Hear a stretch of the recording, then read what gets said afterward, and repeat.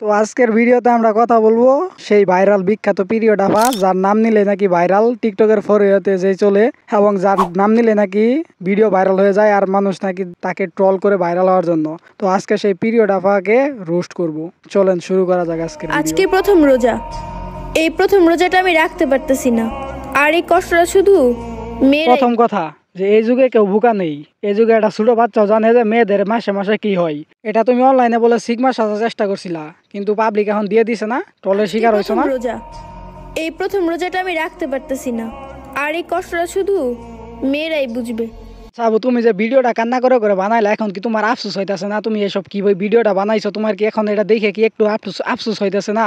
এই ভিডিওটা আপলোড করার পর আপু আরো কিছু ভিডিও আপলোড করছে, যেগুলো দেখে আমি আসলে এটাই বুঝতে পারলাম না যে আসলে আপু কি এই কথাটা বলার জন্য কি অনুতপ্ত নাকি অনুতপ্ত না। আমি আসলে এটা এখনো বুঝতে পারলাম না, কারণ আপুর কিছু কথা শুনে বোঝা গেল যে সে আসলে বয়সটা দিয়ে ভুল করছে, আবার কিছু জায়গায় কথা শুনে বোঝা যায়নি যে আসলে সে ভুল করছে। আসলে বাস্তব তো এটাই যে তার এই কথাটা বলা একদমই ভুল হয়েছে, কারণ এটা একটা সিক্রেট জিনিস। এখন প্রত্যেকটা ছেলে এগুলা নিয়ে মজা করতেছে। যাই হোক ভাই, কি আর বলবো, এই বিষয়ে আমার আর কিছু বলার নেই, কারণ সে যখন বিষয়টা নিয়ে কথা বলে ফেলেছে এখন আর কি আর করার। তো ভিডিওটা তো অনেকটা রিয়াকশনের মতো দিতেছি, কিন্তু ভিডিওটার জায়গায় কেন রোস্ট কথাটা অ্যাড করলাম, আচ্ছা ভাই একটু পরে বুঝতে পারবেন। যারা সমালোচনা করতেছে তাদের সবার একটাই স্বপ্ন, যদি জেরিন আমার সমালোচনার রিপ্লাই ভিডিও দিয়া দেয় তাহলে তো আমি বাইরে লয়ে যাবো।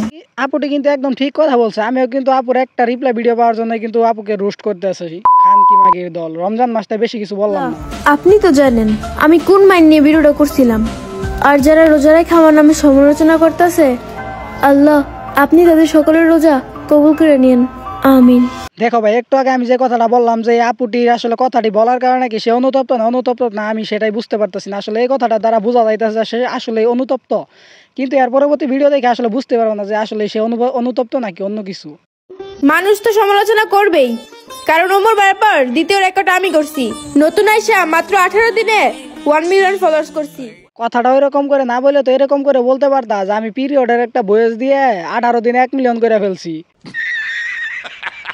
ম্যাগির বাচ্চা ম্যাগি কি সুন্দর পিরিয়ডের একটা বয়স দিয়ে 18 মিলিয়ন করে, 18 দিনে 1 মিলিয়ন করে, সেটাতে আবার অনলাইনে কি সুন্দর বুক খুলে কইতাছে খান কি ম্যাগি। তোমরা মানো আর না মানো, ওই ডায়লগটা দিছিল এক প্রকার সিগমা সাজার জন্য, কিন্তু আফসোস পাবলিক করে ভালোবাসে জাতির পিরিয়ড আফা নাম দিয়ে দিছে। তো অনলাইন বিষয়টা এরকম, একবার মুখ থেকে কথা বের হয়ে গেলে সেটা আর ফেরত আনা যায় না। তো বিষয়টা এরকম যে এখন আপুর উচিত অনলাইনে সবার কাছে মাপ চা, কারণ এই কথাটা বলাটা আসলে আপুর একদমই ঠিক হয় নাই। তো আপুকে আমি একটা পরামর্শ দিব যে এখনো সময় আছে, অনলাইনে আইসে লাইভে আইসে মাপ চান। এমনিতেও আমি দেখতেছি আপনার লাইভে আসার কথা আজকে রাতে, দেখা যাক লাইভে আসে কিনা। তো যাই হোক, আজকের ভিডিওটা এই পর্যন্ত ছিল। সকলে ভালো থাকবেন, সুস্থ থাকবেন, দেখা হবে আবার পরের ভিডিওতে। বাই বাই, আল্লাহ হাফেজ।